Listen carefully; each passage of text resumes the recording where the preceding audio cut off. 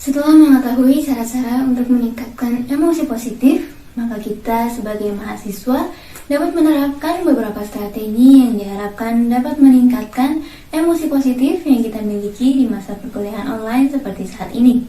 Misalnya,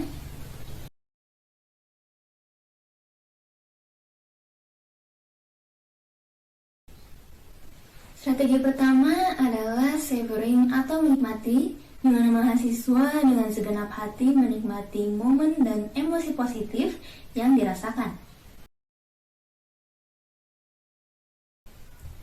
Strategi selanjutnya adalah capitalizing atau menggunakan kesempatan, di mana mahasiswa dapat mengetahui cara untuk membuat emosi positif itu muncul kembali di masa depan.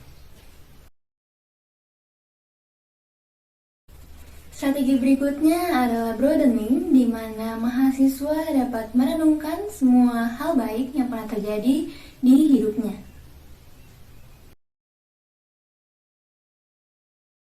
Strategi berikutnya adalah reminiscing atau mengenang, di mana mahasiswa dapat mengingat kenangan positif di masa lalu, di mana ia merasakan hal yang sama.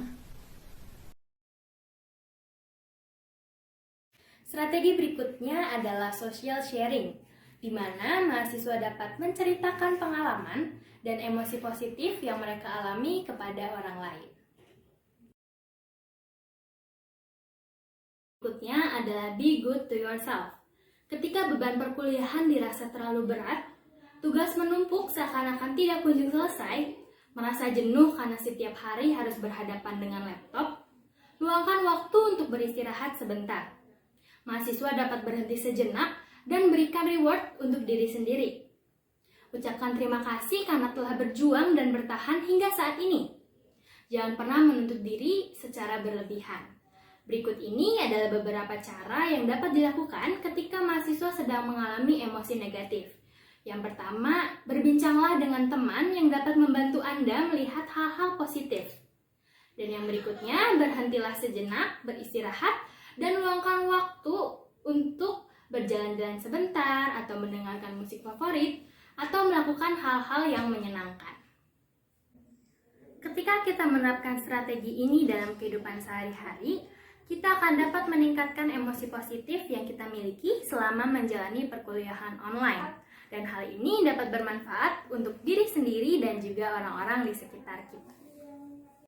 Dari hal-hal yang telah dibahas sebelumnya, kita jadi semakin mengenal tentang emosi positif, seperti penyebab menurunnya emosi positif, manfaat memiliki emosi positif, serta strategi yang dapat diterapkan untuk meningkatkan emosi positif dalam menjalani perkuliahan online.